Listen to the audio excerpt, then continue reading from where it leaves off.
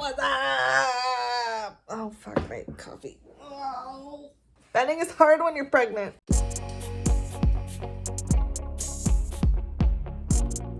Welcome to my video. My name is Rosica, this is The Midnight Reader, and today we are reviewing my top 10 books of 2022. I made a video like this last year. I really enjoyed making it, so we're doing it again. I read 63 books in the year 2022. These are my top 10 favorites. As last year, I encourage you to embrace the dude energy from The Big Lebowski, which is, this is just my opinion, man. I should really have a bathrobe when I do that impression because I really don't sound anything like the dude. I think I put them in order. I think this is the order that we're sticking with. It's hard to do. I didn't read a lot of bad books this year. It's just something I'm realizing. I had like some disappointing reads, but nothing that was like bad.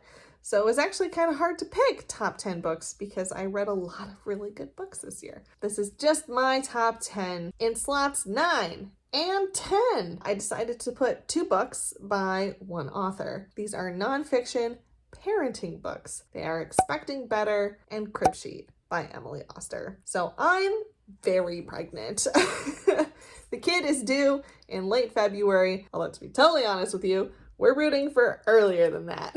So no, I was not expecting to put parenting books on this list, but when I was reviewing the books that I read this year and trying to decide on top 10, I was using the idea of the top 10 should stick with me as a benchmark for being above other great reads in a year. And the fact is I got pregnant this year. Like a lot of first-time moms, especially in the USA, I probably got a tsunami of unsolicited parenting and pregnancy advice. Most of it well-intentioned, but there's this sort of odd thing where if you're visibly pregnant in any way, strangers will come up to you and give you all kinds of advice. They tell you how to tell if you're expecting a boy or a girl. They'll tell you what not to eat. They'll comment on the food that you're eating and they'll tell you how you should give birth. It's a lot. So these 2 books, Expecting Better and Crib Sheet, were kind of like my port in a storm. The author, Emily Oster, is an econ professor who teaches at Brown University, and she's also a mom. And when she got pregnant as well, she felt equally overwhelmed, even by the medical establishment, who would say things like, you can't eat sushi while pregnant. Pacifiers will confuse your infant. Breastfeeding will make your kids smarter. All of those things get presented either being culturally correct or people saying, well, studies have shown that this is true. And it all gets presented with equal weight. All she did in these books, and it's phenomenally clever, is she evaluates the quality of the research that we have to support those claims. Because most of us are not economics professors or statisticians, we have no way of knowing that certain claims are based on a really good study full of 1,000 participants with a double-blind research team and a control group, or if they're based on a retrospective study with 11 participants filling out a survey 2 years later. If you've ever taken stats, you'll know data lies, and correlation and causation, not the same thing. She analyzes the quality of the data that we currently have, the idea being that you use that knowledge to make your own adult decision on how to proceed. Expecting Better is Oster's guide through pregnancy and birth, while Crib Sheet is post-birth into about toddler years. They're really clear, well-written books. They're generally helpful for wading through the muck of advice and data that gets thrown around while being a pregnant person. And it was also very helpful to hand to my scientist husband because he loves good data. I recommend them. So that's 9 and 10. Number 8, to change genres completely, is A Wizard's Guide to Defensive Baking by T. Kingfisher. Cozy fantasy was quite the thing this year, wasn't it? Cozy mystery got replaced. So it's not much of a surprise, I guess, that I have a few of the cozy fantasy genres on this list. This is a YA fantasy that reads equally well for adults, if you have a sense of magic and fun. If you don't, that's okay. I do. The story follows Mona, who's a 14-year-old wizard whose magic only works on bread dough. Unfortunately for her, when a girl about her age is found murdered in her aunt's bakery, Mona starts having bigger problems than her slightly carnivorous sourdough starter, who's named Bob. She gets swept up into plots of royal intrigue, as well as playing a game of cat and mouse with a wizard-killing assassin, and also having to defend the city with bread dough. It's full of magic and adventure, and while it is written for a younger audience, it is a delightful read, and I can't help but recommend it to you. In spot number 7 is The It Girl by Ruth Ware. Ruth Ware is one of my favorite mystery thriller writers. I like everything that she writes, and I love quite a few of her books. This one I loved. It got me out of a huge reading slump this summer. It's set in 2 timelines, with our main protagonist being named Hannah, and in the first timeline, you see her life as a bright-eyed freshman at Oxford University, getting up to all sorts of shenanigans, all up until the shocking murder of her rich, beautiful roommate named April, who is the it girl of the title. And the second timeline is about 10 years later in the life she should be happy in, which is married to her longtime love and pregnant with their first kid. But she's unable to shake the idea that her testimony putting her roommate's killer in prison, where he eventually died, could have been wrong. She begins obsessing over doubt and details and picking at loose threads in what was supposed to be an airtight case. It starts leading her towards danger and potentially a different killer. Not gonna lie, having a pregnant protagonist was awesome for me at the time. It got me really into the book. Like most Ruth Ware books, it's a teeny bit slow in places, but she's the queen of twists for a reason. And once the twists start coming, you won't be able to put it down. Highly recommend. In spot number 6 is Bringing Up Bebe by Pamela Druckerman. Another parenting book? Yes, I know, I'm sorry. This is also a memoir and one of the funniest books I read this year. This is a nonfiction book written by Pamela Druckerman, who is an American journalist who finds herself in the cultural crosshairs of parenting while raising her children in Paris, France. She starts off with the suspicion that French parents must be doing something differently, because all the French children are better behaved than the American ones. So she starts using her journalist skills to find out why. It's equal parts charming, funny, and intelligent. Unlike most parenting books, it's actually very well written and just genuinely entertaining to read. My husband and I both listened to it on audiobook in the car during a long car ride, and we were laughing our asses off. There is no best way to bring up kids, okay? But I really enjoyed watching Pamela try to find one. Cultural parenting books are a fun way to look outside the fishbowl of American parenting culture and observe some of the oddities that seem culturally normal. Just an entertaining read, and if you are a parent or a soon-to-be parent, I would recommend it just as a great read.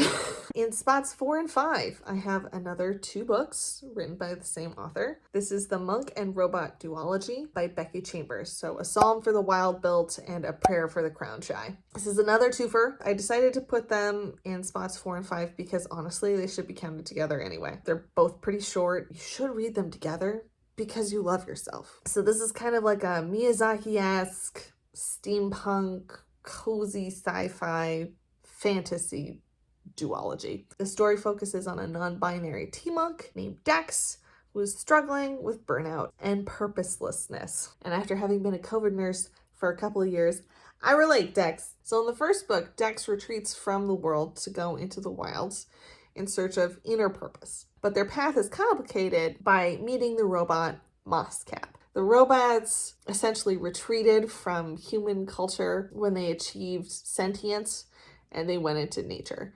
But Moscap is chosen by the other robots to return and talk to the humans and see what it is that humans need. Moscap is essentially doing a little cultural check-in. But answering the question, what do humans need, is something Dex feels wildly unprepared to answer. So the 2 books cover their initial meeting, their developing friendship, and their journey together. It's a fantasy that spends most of its time in the quiet in-between moments of storytelling and gently asks deep existential philosophical questions in the kindest way possible. It's funny, it's soft, it's lovely. Just read it and thank me later. And spot number 3. This was a really early book that I read this year. Happy that it's still in the top 3 because it really was excellent. So in slot number 3 is Project Hail Mary by Andy Weir. I made a whole ass video on this book and it was pretty good, so I'm gonna link it here. This is a science fiction novel that's a little bit difficult to talk about in a spoiler-free way because major spoilers happen very early in the book. The story opens with our protagonist Ryland Grace, who wakes aboard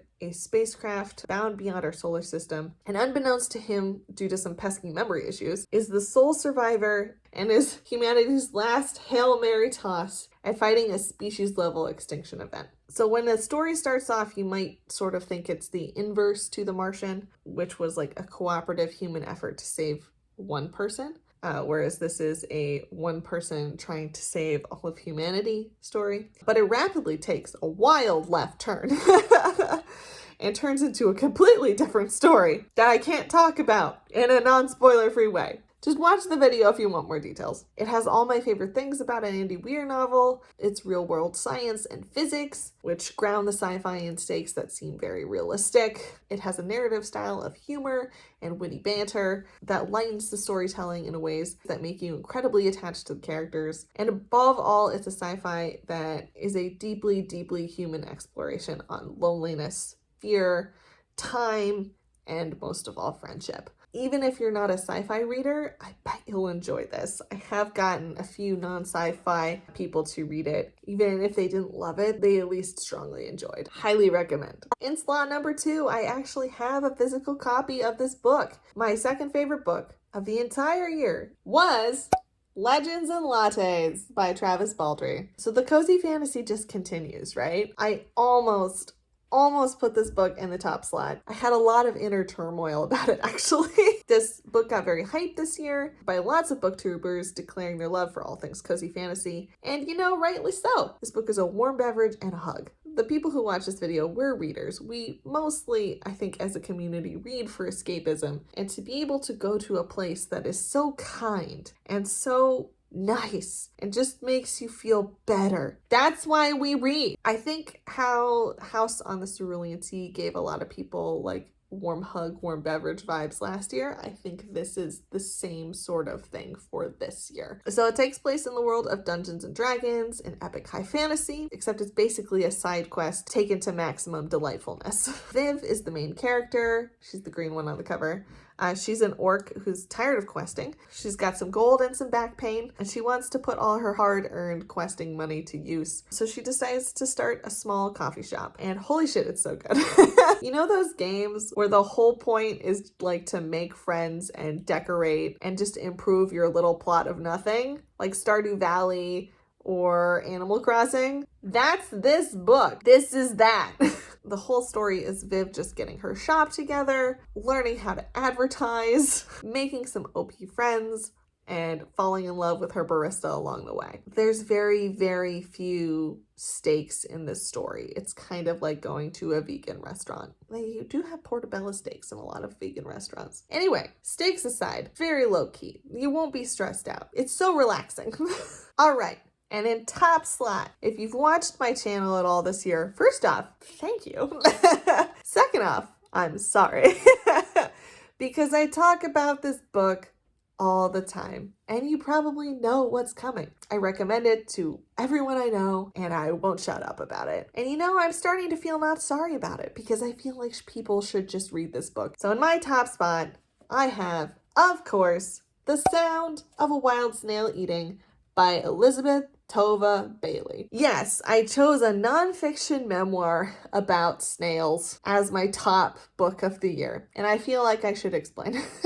So hear me out. If your favorite book of the year should be a story that you not only would reread, but will carry the story of the book with you throughout your entire life, it has to be this book for me. This book is one of the best things I've ever read.